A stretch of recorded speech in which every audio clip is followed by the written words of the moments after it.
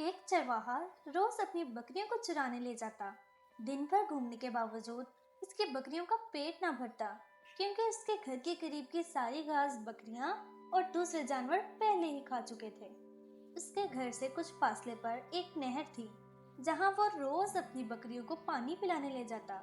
नहर के पार एक घना जंगल था, जो कि बहुत ही हरा भरा था, और बकरियों के चरने के लिए वहां बहुत ही जबरदस्त और रसीली घास भी थी। बकरियों का इस घास को देखकर बहुत जी लल जाता, और वो सोचती, काश हम भी वो रस भरी लंबी लंबी घास खाकर अपना पेट भर सकें। लेकिन वो नहर के पार इसलिए नहीं जा सकती थी, क्योंकि वहां घने जंगल में एक बहुत ही खूंखार भेड़िया रहता था, और अक्सर रात को उसकी खौफनाक आवाज भी आया करती थी। डर के मारे बकरियों की तो जान ही निकल जाती। उनमें से एक बकरी बहुत ही अक्लमंद थी, और अक्सर दूसरी बकरियों से कहती थी, इस भेड़िए की आवाज से ही तुम्हारा दम निकल जाता है। अगर किसी दिन वो सामने आ गया तो क्या करोगी?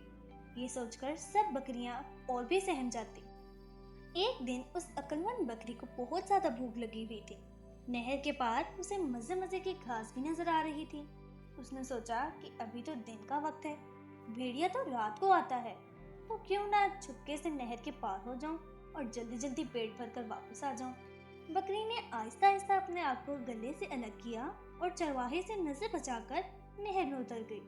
ठंडे ठंडे पानी में उसे गुदगुदी सी होने लगी, लेकिन उसने खामोशी से बर्दाश्त किया और आहिस्ता से तैरती हुई नहर के पार पहुंच गई। इतनी सारी मजे मजे की लंबी और रसीली घास में आकर उसकी तो खुशी की इंतहा नहीं थी। भूख भी बहुत शदीद लग रही थी। उसने आओ देखा न ताओ, बस घास चरने में मशगूल हो गई। आज तो उसका जी ही नहीं भर रहा था। अच्छी से अच्छी घास की लालच में वो बहुत दूर निकल आई और इतनी घास खाई कि अब उसे चला ही नहीं जा रहा था। उसने सोचा, अभी तो शाम होने में कुछ वक्त बाकी है, चलो थोड़ी देर सो लेते हैं, फिर वापस चले जाएंगे। अब जो बकरी सोई तो बहुत देर तक सोती रही। अचानक उसकी आंख खुली तो हर तरफ अंधेरा ही अंधेरा फैला हुआ था। वो थोड़ी परेशान हुई कि अब मैं घर वापस कैसे जाऊं। उसने बहुत कोशिश की कि वापस का रास्ता तलाश कर ले, मगर वो मजीद भटक गई। आखिरकार उसने फैसला किया कि चलो रात किसी न किसी तरह छुप कर गुजार लेती हूँ। सुबह सवेरे रास्ता तलाश करके वापस घर चली जाऊंगी। करीब ही उसे एक गाड़ नजर आई और वो बेधड़क गाड़ में चली गई। गाड़ अंदर से खाली थी और वो बड़े आराम से बैठ गई। इतने में उसे दूर कहीं भेड़िए की खौफनाक आवाज आई। उसे याद आया कि मैं तो उसी जंगल में हूँ जहाँ ये खूंखार भेड़िया रहता है, जिसकी आवाज सुनकर सबकी जान निकल जाती है। उसने खुद से कहा, वहाँ तो तुम बड़ी बड़ी बातें बनाती थी। सोचो, अगर आज वाकई वो तुम्हारे सामने आ गया तो तुम क्या करोगी? इस ख्याल ने उस जिस्म में खौफ की लहर सी दौड़ा दी। भेड़िए की आवाज, जो पहले दूर से आ रही थी, आहिस्ता आहिस्ता करीब आने लगी, और फिर वो इतनी करीब आ गई जैसे वो बिल्कुल गाड़ के बाहर से आ रही हो। बकरी बिल्कुल खामोशी से दुबक कर गाड़ के एक कोने में बैठ गई। इतने में भेड़िया गाड़ के अंदर ही आ गया। उसने जो बकरी को देखा तो खौफनाक से हंसी हंसकर बोला, मैं जंगल में शिकार के लिए ख्वार हो रहा हूँ, और इतनी मोटी ताजी बकरी मेरी ही गाड़ में छुप कर बैठी है। बकरी ने अपने आप को कोसा कि तुझे भी छुपने के लिए यही जगह मिली थी, खुद ही चलकर इस खौफनाक भेड़िए की गाड़ में आ गई। भेड़िए की सुर्ख सुर्ख खूंखार आंखें, तेज नोकीले दांत और मुंह से लटकती तेज धारी जुबान देखकर बकरी का तो दम ही निकल गया। फिर बकरी ने थोड़ी हिम्मत की और सोचा कि जान बचाने के लिए कोई ना कोई तो हल निकाला जाए। जैसे ही भेड़िया उसकी तरफ बढ़ा तो बकरी ने आवाज को थोड़ा भारी किया और अपने सींगों को सीधा करके बोली, चलो अच्छा हुआ तुम खुद ही यहाँ आ गए। आज मैंने 10 चीते और 5 शेर शिकार किए हैं, लेकिन कोई भी भेड़िया नहीं मिला कि मैं उससे खा सकूं। भेड़िया वहीं रुक गया और सोचने लगा, कहीं ये बकरी सच ना बोल रही हो। बकरी ने मौका देखा और गरजदार आवाज में बोली, तुम भागने का सोचना भी मत।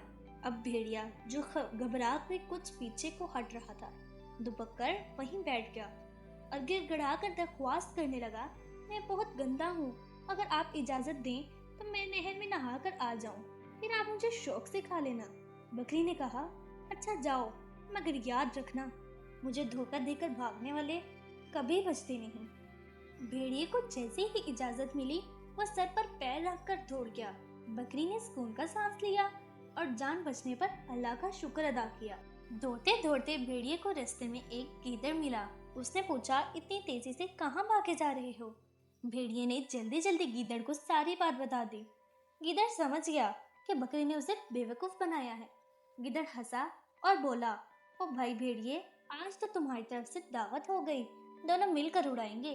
अरे बकरी भी कभी शेर चीतों का शिकार कर सकती है। ये कहकर गीदड़ उसे साथ वापस ले आया।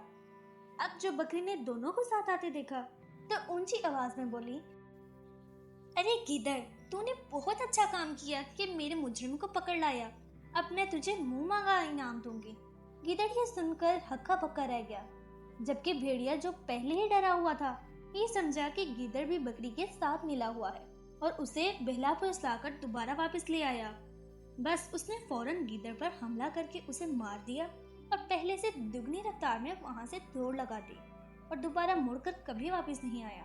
अगले दिन सुबह सुबह बकरी वापस अपने घर पहुंची और गले में सबको गुजरी शब का अहवाल सुनाया तो सब बहुत खुश हुए और उसकी हाजिर दिमागी की बहुत तारीफ की, क्योंकि अब वो सब बहुत बेखौफ होकर नहर के पार की घास से अपना पेट भर सकते थे।